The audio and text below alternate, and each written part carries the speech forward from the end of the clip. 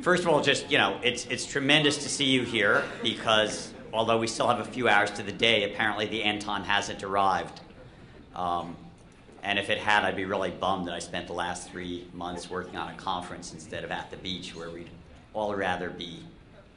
I'd like to, and even if we don't have the big apocalypse today, of course, we all know about the small apocalypses that we're dealing with, from industrial overfishing for the global seafood market to oil, plastic, and chemical pollution of the world ocean, the loss and destruction of habitat that's essential for the restoration of our living oceans, and on top of all this, fossil fuel-fired climate change.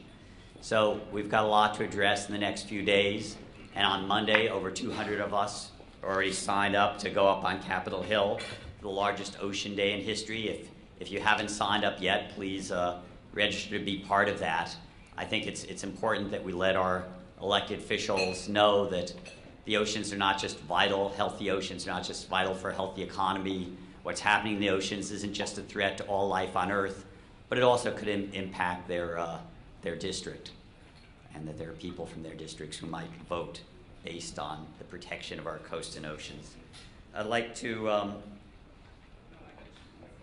as I say, we've got a lot to cover. I'd like to invite initially just some of our sponsors, or if you're a sea turtle or dolphin level sponsor, and if you could come up here. I know a few of you, actually I notice it's,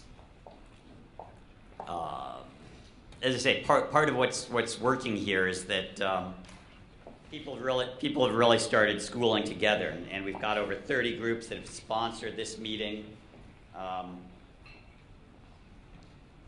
Here, if you look at our first Blue Vision conference in 2004, and then you look at the cover of this new one, you can tell that we've increased in number and density. We're a more unified bait ball at this point.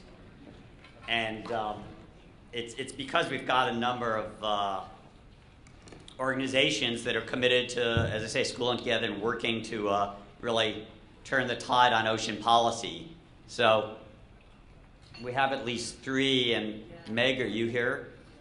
I know, come on up, would you come up?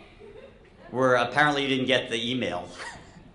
We're asking all our sponsors, at least at sea turtle dolphin level, to essentially, because we're on a short time, sort of give a verbal tweet of 30 words of why they're supporting the Blue Vision Summit.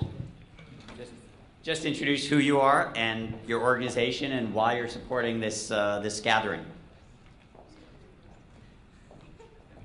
Okay, we were given very strict instructions, but I'm a lawyer and 30 words is just not going to do it for me.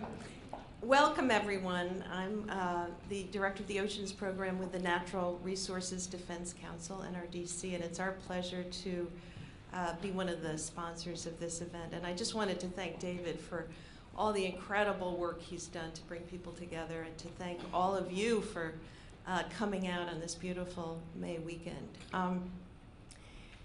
So our oceans are critical to our lives, our livelihoods, the future of the planet. And I think the last year, with the experience of the Gulf oil spill, the Gulf oil disaster, has underscored how much we depend on the oceans for all those things, our health, our livelihood, our economy. And so our hope is for this conference that we can come together and discuss the ways in which we can avoid that kind of abuse from occurring, but more importantly, how we can organize and act to change our policymakers' views and politicians' views. So thank you.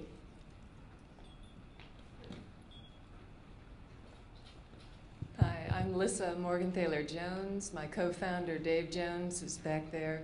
You'll be seeing him. We are Live Fuels. We began as a mini Manhattan project to try to replace petroleum using algae to make algal oil. Turns out that algae is much better harvested by fish than by any other mechanism known to man. What a surprise 350 million years of evolution will give you.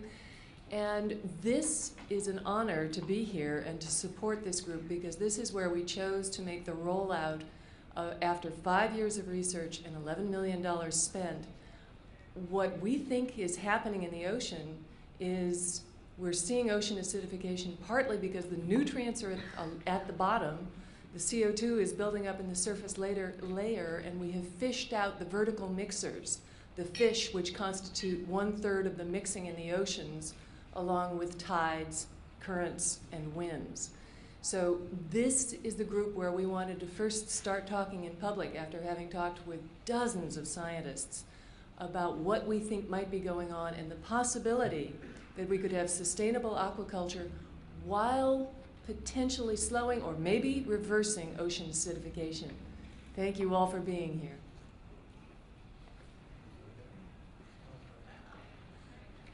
That's hardly fair since I didn't get the email or neglected to pay attention to my email.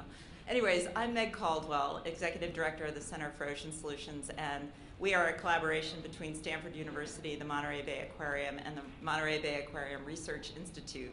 Our mission is to elevate the impact of the natural, physical, and social sciences on ocean policy. And we are supporting the Blue Vision Summit as a sponsor because this is a venue for people to merge their passion for the ocean with knowledge about what's going on with the ocean and to equip all of us with the information that we need to address our elected officials. So we're really honored to be here and excited about presenting some of the science that we've developed over the last year regarding ocean acidification, and look forward to meeting many of you. Good morning, I'm David Wilmot. I'm the president and co-founder of Ocean Champions. Ocean Champions is the political organization for the oceans, if you're not aware of us. My little tweet will be very simple. For those of you who know me, this is always the same message. If you care about the oceans, you have to care about politics. If you care about politics, you know that elections matter. And the most important thing in elections are the voters. If we're going to make a difference for the oceans, ocean voters have to engage to make that voice heard. That's why we're here. It's why we're part of this. I'd like to echo the congratulations to David. We have a couple of great days ahead of us, and everybody enjoy and get energized for Monday to go up on the Hill to express that voice.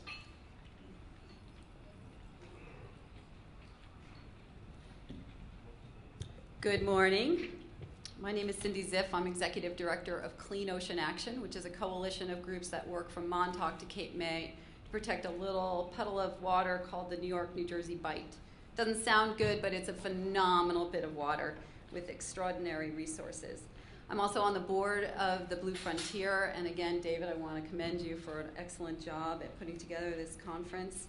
And as has been said, our ocean is challenged by many industrial assaults, and we're losing ground. I don't think there's anyone in this room that thinks we're winning. We're losing, big time. We're losing on Capitol Hill. We're losing the attention of the public. There's the syndrome of the Gulf disaster amnesia going on. In the wake of that, we have a president that's expediting drilling in the drilling plans in the Mid-Atlantic and the Arctic. We have got a lot of work to do, and ocean advocacy is not for the meek and mild. We have to hold the bar high and hold our elected officials accountable, and that's what Monday's all about. We have 15 meetings scheduled for the New York and New Jersey delegation, many of them with members. And so we urge you all to take advantage of the Hill Day opportunity because they need to know that we're coming to their door, we're coming and knocking, and we're coming to knock them around if they're not going to protect the ocean.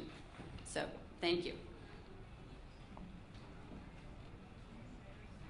Good morning, I'm Leo Viana, Deputy Director of the Trash Free Seas Program with Ocean Conservancy. And I'm going to read my tweet here from my iPhone. If I don't get this right, my social media team will be upset. From Gulf restoration to cleaning up our ocean, to jellyfish blimps, Ocean Conservancy advocates for a future with healthy oceans. I'd like to thank David and all of you for being here, and I wish you a good meeting. Wow, and thank you all. If you check out the sign, you'll see all the sponsors who are working on this.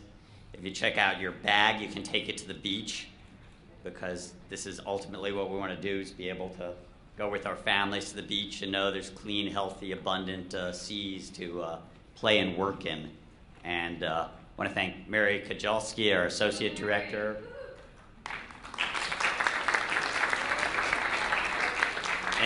who's outside working, Sarah Schwartz, our conference organizer, 40-plus volunteers who've offered to work with us throughout the day and the coming days.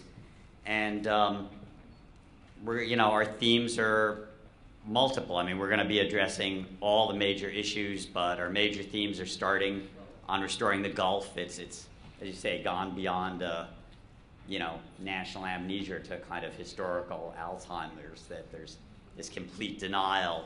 And the Republicans say, well, we have to open up everything to drilling, and the White House comes back with a powerful response, let's just open a few places to drilling. And unfortunately, it's no longer pollution versus marine quality. It's also a product liability issue. This product uses direct, it overheats your planet.